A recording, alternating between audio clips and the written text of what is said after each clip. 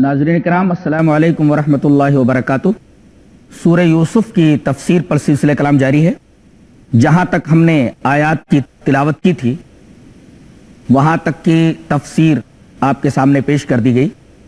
अब आइए इन आयात की रोशनी में, इन आयात के तनाजुर में हम कुछ मसाइल अपने सामने रख लें ताकि उन मसाइल को अपनी जिंदगी में नाफिज करने की कोशिश करें। पहला मसला तो ये कि अल्लाह तबारक व ताला अगर किसी शख्स को नेमत अता करे, मसलन यही दौलत की नेमत, इसी तरीके से इल्म की नेमत या कोई भी नेमत हो, अल्लाह अगर किसी इंसान को कोई नेमत अता करे तो उसे उस नेमत को बयान करना चाहिए। सूरह ज़ुहा के अंदर अल्लाह तबारक व तआला ने इरशाद फरमाया, व अम्मा बिनिअमति रब्बिका फहद्दिस, ऐ हमारे नबी आप अपने रब की नेमत को बयान किया कीजिए। पता यह चला कि अल्लाह तबारक व तआला अगर किसी शख्स को कोई नेमत अता करे तो वो शख्स उस नेमत को बयान करे। नाज़रीन किराम, यहां ठहर कर यह हकीकत भी जान लें कि अगर उस नेमत के बयान करने से यह अंदेशा हो कि आदमी महसूद बन जाएगा, लोग उससे हसद करने लगेंगे, उसके खिलाफ साजिशें करने लगेंगे और उस नेमत के बयान करने की वजह से कोई फितना पैदा हो सकता है, तो आदमी उस नेमत को बयान न करे। एक मसला तो यह मालूम हुआ। दूसरा मसला यह मालूम हुआ कि कोई आदमी अगर कोई ख्वाब देखता है तो ख्वाब की दो किस्में होती हैं, एक अच्छा ख्वाब, एक बुरा ख्वाब। अगर कोई अच्छा ख्वाब देखता है तो दूसरों से उस ख्वाब को वो बयान कर सकता है, लेकिन शर्त यह है कि वो शख्स सिर्फ अच्छा ख्वाब बयान करे और उस शख्स से वो ख्वाब बयान करे जो शख्स उससे मोहब्बत करने वाला हो। और अगर वो बुरा ख्वाब देखता है तो किसी से बयान न करे। अगर ख्वाब देखता है तो उसको चाहिए कि 3 बार बाएं जानिब थूक दे और औज़ु बिल्लाहि मिनश शैतानिर रजीम पढ़ ले। नाज़रीन किराम, एक बात और यहां जान लेना जरूरी है कि जब हजरत याकूब अलैहिस्सलाम ने हजरत यूसुफ अलैहिस्सलाम से यह कहा कि अपने भाइयों से ख्वाब बयान मत करना, कहीं ऐसा ना हो कि वो तेरे खिलाफ कैद करने लगे। कैद, काफ ये दाल, छोटी काफ ये दाल, फयकीदू लका कैदा। ये कैद क्या होता है? नाज़रीन किराम, अरबी में कैद अच्छी और बुरी तदबीर दोनों के लिए आता है। अच्छी तदबीर करने के लिए भी कैद का इस्तेमाल होता है और बुरी तदबीर यानी साजिश करने के लिए, बुरी साजिश करने के लिए भी यह कैद का लफ्ज इस्तेमाल किया जाता है। हजरत याकूब अलैहिस्सलाम हजरत यूसुफ से यह बयान करना चाह रहे कि यह ख्वाब किसी से बयान न करना, इसलिए कि वो पहले ही से तुम्हारे भाई तुमसे काफी बुग़्ज़ व इनाद रखते हैं, कहीं तुम्हारा यह ख्वाब सुन करके तुम्हारे दर पे आज़ार न हो जाएं, लिहाजा यह ख्वाब बयान मत करना। और एक तो उनके दिलों में तुम्हारे खिलाफ बुग़्ज़ व इनाद है, दूसरे शैतान घात लगाए बैठा है। उसको तो इंसानी मामलात से बड़ी दिलचस्पी है, खास तौर से इंसानी झगड़ों से, इंसानी निज़ाआत से उसको बतौर खास दिलचस्पी है। जहां भी वो ये देखता है कि दो इंसान आपस में लड़ रहे हैं, वहां आ धमकता है और जलते में तेल डालने का काम करता है। इसी वजह से हजरत याकूब अलैहिस्सलाम ने 2 बातें वजह के तौर पर हजरत यूसुफ के सामने रखी कि यह नेमत किसी से बयान मत करना, अपने भाइयों से तो बतौर खास नहीं, इसलिए कि वो तेरे खिलाफ अपने दिलों में बुग़्ज़ रखते हैं, वो दर पे आज़ार हो जाएंगे, और दूसरे शैतान इंसान का खुला हुआ दुश्मन है। ये दोनों मिलकर के कहीं तेरे खिलाफ कोई साजिश ना रच डालें जो साजिश तेरे लिए नुकसानदेह हो। नाज़रीन किराम, इससे एक बात और मालूम हुई कि हसद ये बहुत बुरी बला है और हसद करना इस्लाम के अंदर जायज नहीं है। हसद का मतलब यह होता है कि आदमी अपने किसी भाई के अंदर कोई नेमत देखे कि अल्लाह तबारक व तआला ने उसको किसी नेमत से नवाज रखा है, तो अपने दिल में उसके खिलाफ बुग़्ज़ व इनाद रख ले और तमन्ना यह करे कि मेरे भाई को अल्लाह ने जो नेमत दी है वो नेमत उससे ज़ायल हो जाए। तो ज़वाले नेमत की तमन्ना यह हसद है। अल्लाह के रसूल सल्लल्लाहु अलैहि वसल्लम ने हसद से मना फरमाया है और यह हसद इतनी बुरी बला है کہ جب تک انسان اللہ تبارک و تعالیٰ کی پناہ میں نہ آ جائے حسد سے محفوظ نہیں رہ سکتا. اسی وجہ سے اللہ تبارک و تعالیٰ نے معوذتین میں سے ایک معوذ کا اختتام ہی لفظ حسد پر کیا ہے. اللہ تبارک و تعالیٰ نے اس طرح ارشاد فرمایا اعوذ باللہ من الشیطان الرجیم بسم اللہ الرحمن الرحیم قل اعوذ برب الفلق من شر ما خلق ومن شر غاسق اذا وقب ومن شر النفاثات فی العقد ومن شر حاسد اذا حسد. اور اے اللہ میں تیری پناہ چاہتا ہوں حاسد کے شر سے جب وہ حسد کرے. ناظرین کرام آپ نے دیکھا کہ حاسد کے شر سے جب وہ حسد کرے آدمی کو پناہ چاہنے کے لیے کہا گیا ہے. اس سے ایک بات معلوم ہوئی کہ حاسد کا جو حسد ہوتا ہے یہ اتنا شر والا ہوتا ہے کہ جب تک انسان اللہ کی پناہ میں نہ آ جائے حاسد کے شر سے محفوظ نہیں رہ سکتا. پتہ یہ چلا کہ حسد کے ساتھ ساتھ ایک اور چیز ہے جس کو نظر کہتے ہیں. العین حق، بخاری شریف کی روایت ہے کہ نظر لگنا برحق ہے. تو حسد کے ساتھ ساتھ ایک چیز اور ہے جو انسان کے لیے تکلیف کا باعث ہو سکتی ہے اور وہ چیز ہے نظر. تو اپنے بھائیوں سے خواب بیان مت کرنا، کہیں ایسا نہ ہو کہ تیرے خلاف حسد لے جائیں اور اسی طریقے سے تجھے نظر لگ جائے اور یہ دونوں چیزیں تیرے لیے نقصان دہ ہوں گی. ناظرین کرام، یہ چند باتیں تھیں جو پڑھی گئی اس سورہ کریمہ کی ابتدائی آیات سے مستفاد ہوں. آگے کیا ہوا؟ اللہ تبارک و تعالیٰ نے اس طرح ارشاد فرمایا لقد کان فی یوسف و اخوتہ آیات للسائلین. یوسف علیہ السلام اور ان کے بھائیوں کے قصے میں پوچھنے والوں کے لیے بڑی نشانیاں ہیں.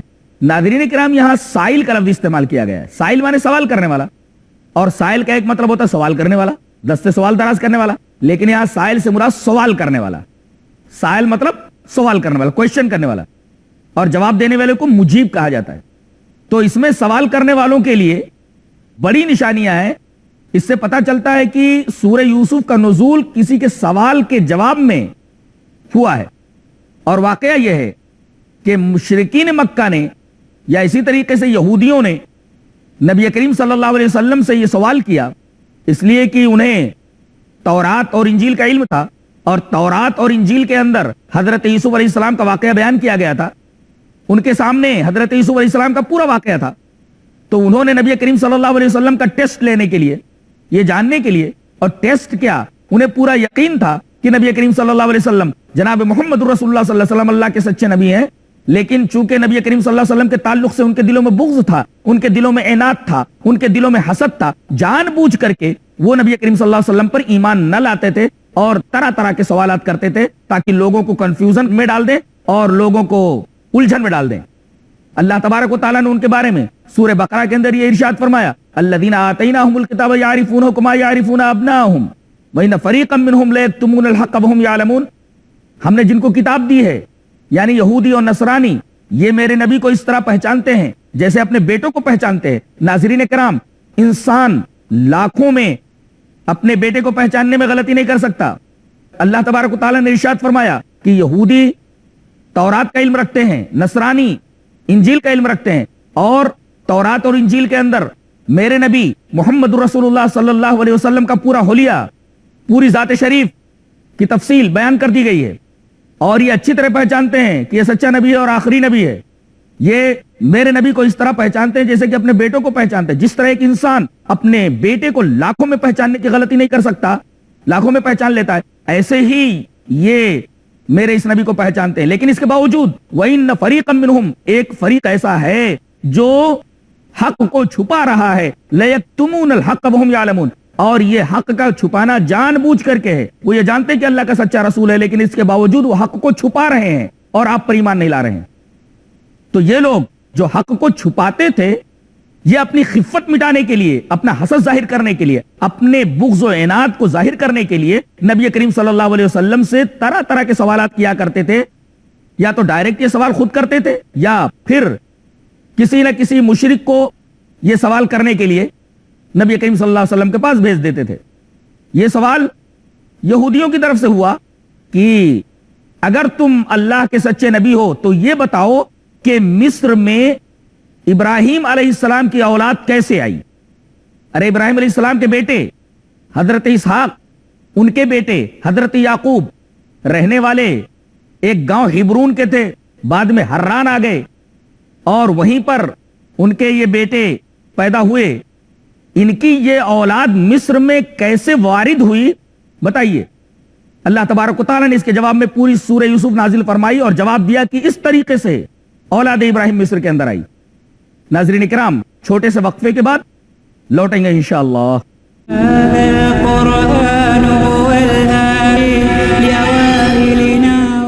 नाज़रीन इकराम, चंद बातें पढ़ी गई इब्तिदाई आयात सूरह यूसुफ के ज़िम्न में और जान लें। एक बात ये कि अगर अल्लाह तबारक व तआला किसी बंदे को अपनी कोई नेमत दे दे और उस नेमत से कोई दूसरा शख्स हसद करे तो ये क्यों इतना बड़ा गुनाह है? हसद आखिर इतना बड़ा गुनाह क्यों है? आदमी यही तो करता है कि भाई फला आदमी के पास अल्लाह की कोई नेमत है, वो नेमत उसके पास ना रहे, ज़वाले नेमत की तमन्ना करता है। तो आखिर इसमें इतनी बड़ी बुराई क्या है कि हसद को इतना बड़ा गुनाह कहा गया?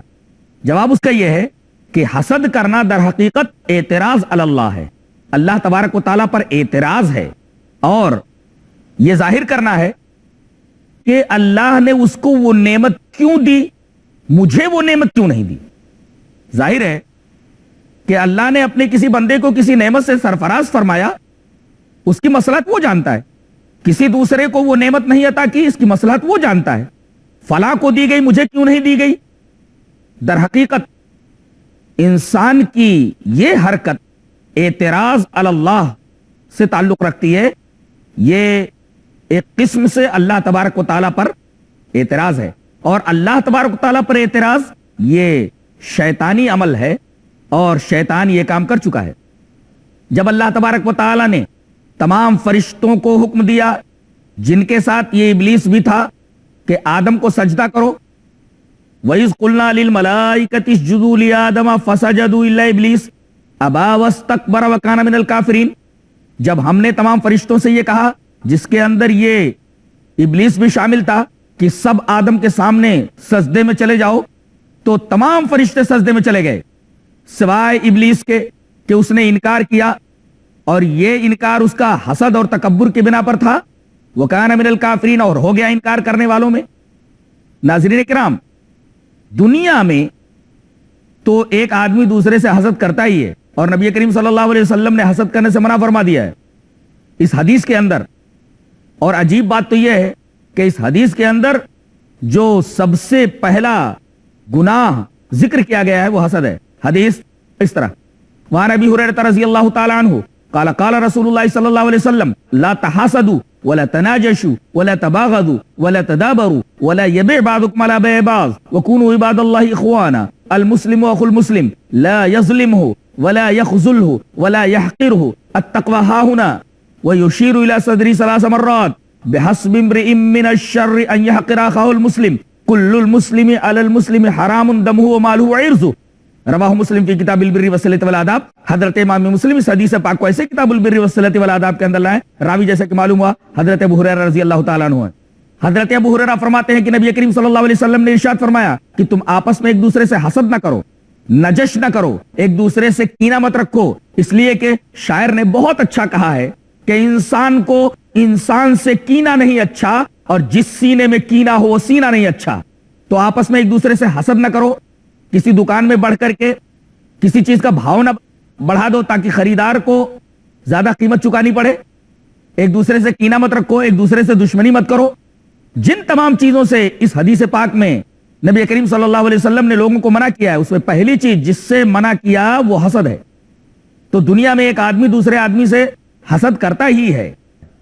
आसमान में भी सबसे पहला गुनाह जो हुआ और गुनाह जिस हस्ती से हसद का गुनाह सरजद हुआ वो इब्लीस था और उसने इस तरीके से अपने इस हसद का इजहार किया, अहादल्लज़ी कर्रमता अलैया, ये इसको तूने मेरे ऊपर इकराम दिया है, ये है जिसको तूने मुझसे अफजल करार दिया है। اس کے آگے تو نے مجھے جھکنے کے لیے کہا؟ میں نار سے بنا ہوا، نار بلندی چاہتی ہے، خاک سے بنا ہوا، خاک پستی چاہتی ہے، تو ایک بلند چیز ایک پست چیز کے سامنے کیسے جھکے؟ تو حضرت آدم علیہ السلام کو جو اللہ تبارک و تعالی نے عزت عطا فرمائی، حضرت آدم کی جو تکریم کی، یہ عزت دیا جانا، یہ تکریم کیا جانا آدم کی، در حقیقت یہ ابلیس کے حسد کا باعث بنی۔ اور سب سے پہلی ہستی، سب سے پہلی مخلوق جو حسد کی وجہ سے آسمان میں ذلیل و خوار ہوئی اور حسد کی وجہ سے راندے درگاہ کی گئی، وہ ہستی ابلیس ہے، وہ ہستی شیطان ہے۔ اور دنیا میں سب سے پہلا جو قتل ہوا ہے، ناظرین کرام، اگر آپ سورہ مائدہ کی تلاوت کریں تو اس میں اللہ تبارک و تعالی نے جہاں حضرت آدم کے دو بیٹوں کا واقعہ نبی کریم صلی اللہ علیہ وسلم سے بیان کرنے کے لیے کہا ہے، اس طرح وَاتْلُ عَلَيْهِمْ نَبَأَ ابْنَيْ آدَمَ بِالْحَقِّ إِذْ قَرَّبَا قُرْبَانًا فَتُقُبِّلَ مِنْ أَحَدِهِمَا وَلَمْ يُتَقَبَّلْ مِنَ الْآخَرِ قَالَ لَأَقْتُلَنَّكَ قَالَ إِنَّمَا يَتَقَبَّلُ اللَّهُ مِنَ الْمُتَّقِينَ۔ اے ہمارے نبی، آپ لوگوں کے سامنے، اپنی قوم کے سامنے آدم کے دو بیٹوں کا واقعہ سچا سچا بیان کر دیجئے۔ اذ قربا قربانا، جب آدم کے دو بیٹوں نے اللہ کی جناب میں، اللہ کے حضور قربانی پیش کی، چونکہ ایک کے دل میں اخلاص تھا، دوسرے کے دل میں اخلاص نہیں تھا، ایک کی قربانی قبول کر لی گئی، دوسرے کی قربانی قبول نہیں ہوئی۔ اور ناظرین کرام، اس وقت قربانی قبول کیے جانے کا طریقہ یہ تھا کہ آسمان سے ایک آگ آتی تھی اور جو قربانی اللہ کی نگاہ میں مقبول ہوتی تھی اس کو جلا جاتی تھی۔ تو آدم کے دو بیٹے قابیل اور حابیل، ان دونوں نے اللہ کے حضور قربانی پیش کی۔ حابیل کے دل میں چونکہ اخلاص تھا، لہذا اس کی قربانی قبول کی گئی اور آسمان سے آگ آ کر کے وہ قربانی جلا گئی۔ اس حرکت، اس چیز سے آدم کے دوسرے بیٹے قابیل کو حابیل سے حسد ہو گیا اور یہ حسد سبب بنا حابیل کے قتل کا۔ یہ پہلا قتل تھا، اس سے پہلے دنیا میں کسی نے کسی کا قتل نہیں کیا تھا۔ آدم کے ایک بیٹے نے ان کے دوسرے بیٹے کا، ایک بھائی نے ایک بھائی کا قتل کر دیا، اور اسی وجہ سے نبی کریم صلی اللہ علیہ وسلم کی ایک حدیث موجود ہے جس کے راوی حضرت عبداللہ ابن مسعود رضی اللہ تعالیٰ عنہ ہے، اور اس روایت کو امام بخاری رحمۃ اللہ علیہ کتاب و حدیث الانبیاء کے اندر لائے ہیں۔ روایت اس طرح، وعن عبداللہ ابن مسعود رضی اللہ تعالیٰ عنہ قال قال رسول اللہ صلی اللہ علیہ وسلم لا تقتل نفس ظلما الا كان على ابن آدم الاول كفل من دمها لانه اول من سن القتل، رواہ البخاری فی کتاب حدیث الانبیاء۔ حضرت امام بخاری حدیث پاک کو ایسے کتاب و حدیث الانبیاء کے اندر لائے ہیں، راوی حضرت عبداللہ ابن مسعود ہیں۔ حضرت عبداللہ ابن مسعود فرماتے ہیں کہ جناب محمد رسول اللہ صلی اللہ علیہ وسلم نے ارشاد فرمایا کہ دنیا میں ظلمن کسی کو قتل کیا جاتا ہے تو اس قتل کے گناہ کا ایک حصہ آدم کے پہلے بیٹے کے اوپر چلا جاتا ہے، اس لیے کہ اس نے ہی قتل کی سنت ایجاد کی، قتل کا طریقہ رائج کیا۔ پتہ یہ چلا کہ اس واقعے سے پہلے کسی انسان نے کسی انسان کا قتل نہیں کیا تھا، اور ایک بھائی نے ایک بھائی کا قتل کیا، اس کے پیچھے بھی بنیاد یہی حسد کا جذبہ تھا۔ یہ حسد ہی کے جذبے کی کار فرمائی تھی کہ ایک سگے بھائی نے ایک سگے بھائی کا خون کر دیا۔ تو حسد ایک بہت بری بلا ہے۔ آسمان میں اسی حسد کی وجہ سے ابلیس ذلیل و خوار ہوا، اور دنیا میں اسی حسد کی وجہ سے ایک بھائی نے اپنے سگے بھائی کا قتل کر دیا، اور دنیا میں قیامت تک جتنے بھی قتل ہوں گے اس قتل کے گناہ کا ایک حصہ آدم کے پہلے بیٹے کے اوپر لاد دیا جائے گا، کیونکہ وہ ایسا آدمی نکلا جس نے حسد کی وجہ سے اپنے بھائی کا قتل کیا۔ تو حسد بہت بری بلا ہے، آدمی کو اس سے بچنا چاہیے۔ ناظرین کرام، ایک دوسرا مسئلہ ان آیات کی ضمن میں یہ جان لیں کہ حضرت یوسف علیہ السلام نے کہا کہ میں نے خواب میں دیکھا ہے کہ 11 ستارے، سورج اور چاند مجھے سجدہ کر رہے ہیں۔ جہاں تک سجدے کی بات ہے، کیا ایک انسان کو سجدہ کر سکتا ہے؟ جواب اس کا یہ ہے کہ پہلی شریعتوں کے اندر سجدہ تعظیمی کا جواز تھا، ایک آدمی دوسرے آدمی کو تعظیمی سجدہ کر لیتا تھا، لیکن چونکہ نبی کریم صلی اللہ علیہ وسلم آخری نبی ہیں، آپ کے بعد دنیا میں کوئی اور نبی آنے والا نہیں ہے، اس شریعت کے اندر یعنی شریعت محمدیہ میں سجدہ تعظیمی کو حرام قرار دے دیا گیا ہے۔ پچھلی شریعتوں کے اندر اس تعظیمی سجدے کا جواز موجود تھا، لیکن شریعت محمدیہ میں سجدہ تعظیمی کو جائز قرار نہیں دیا گیا ہے، لہذا کوئی انسان کسی انسان کو سجدہ نہ کرے۔ ایک مسئلہ اور معلوم ہوا کہ یہ چیزیں انہوں نے خواب میں دیکھی تھی۔ خواب کی 3 قسمیں ہیں، ایک خواب رحمانی، ایک خواب شیطانی، ایک خواب نفسانی۔ ناظرین اکرام، ان تینوں میں کیا فرق ہے؟